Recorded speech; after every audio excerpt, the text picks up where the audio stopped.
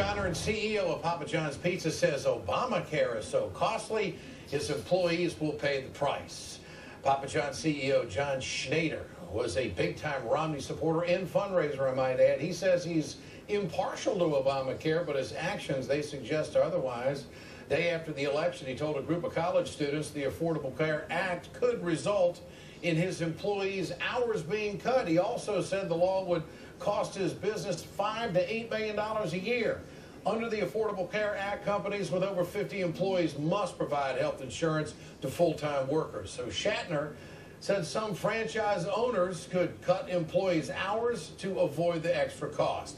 Health care is not going to break the bank for Papa John's. Back in August, Schneider said the president's health care law would increase the cost of pizza by only 11 to 14 cents. Now, if your product's good enough, that doesn't sound too bad, does it? But Schneider's recent remarks suggest the 14-cent option is off the table. Meanwhile, Papa John's is doing pretty good under the Obama economy.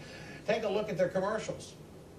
What are we going to do to kick off this season? Same thing as last season. 1 million free Papa John's pizzas. Good idea. 2 million free pizzas. I like it. No. 1 million free Papa John's pizzas. 2 million pizzas it is. Let's do it. Papa John's has 2 million free pizzas to give away, but they can't afford to give workers health care. Schneider lives in a 40,000 square foot mansion with a 22-car garage, and this guy doesn't want to give pizza delivery workers health insurance. On top of all of that, Papa John's, they made $44 million during the first 9 months of 2012. There's no doubt Papa John's has the money to provide their workers with the health insurance, but just doesn't like the plan. For more, let's turn to Sam Stein, political reporter for the Huffington Post. It's get back night on pizza, Sam. I mean, this has a way of snowballing, so to speak, that this could end up being a Republican pushback against the president in health care. What do you make of it? Well, yes, I think you're right. And you've seen Papa John's take a hit in the PR department over the past couple of days, and I would imagine that if they continue down this path, there's going to be organized boycotts, protests that would hurt its business and bottom line as well. The question here is about a $5 to $8 million cost for a company that has operating expenses of about $1.13 billion a year, so it's minuscule in terms of the cost. What he's trying to do is make a political point, but you know, you can make political points about any numbers of regulations. For instance, there's minimum wage requirements. I guess Papa John's could just have contractors to avoid those as well. And this is what the Obamacare is about. If you have 50 employees, you're required, or more, you're required to pay for their health care coverage or pay a penalty. Papa John's can pay the penalty if it wants. It's less than the coverage of health care, but he's making a political point right now, and it's ironic because he doesn't have to make this decision for another year. The law actually takes place in 2014, so he's trying to do it right after the election as a way of making a point. All right, President Obama's meeting with business leaders on Wednesday. Yeah. Do you think this is going to come up, this pushback against Obamacare?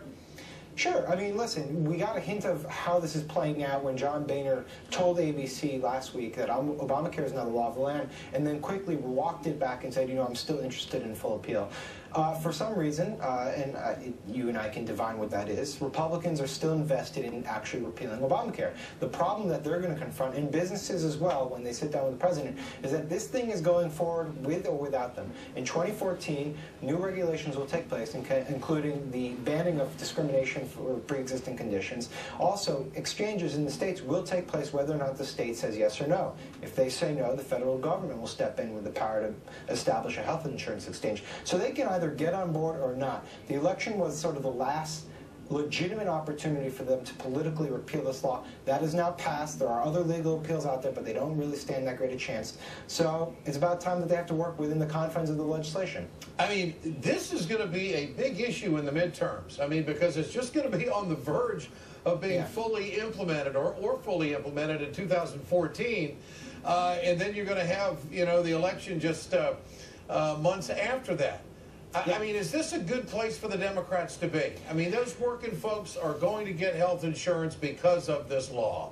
Yeah, you know, listen, there was always this mindset about the law that the longer it existed, the more the legislation went into effect, the more popular it would be. Now, that hasn't actually proved correct in the first couple of years, in large part because some of the goodies were backloaded, and some of the tough stuff was front-loaded. Now we're going to see if the bill can actually sell. And if you looked at any of the polls during the election, people still wanted to repeal the legislation, but a lot more people want to either keep it in place or expand upon it, reform it. So my guess is that you're going to have a few efforts to actually reform the legislation without doing away with it entirely, maybe some more opt-out ability, if that's a word, for states. And I think it will generally gain in popularity as we go along. I think it will, and it will set up state exchanges, no doubt. Sam Stein, Huffington Post, good to have you.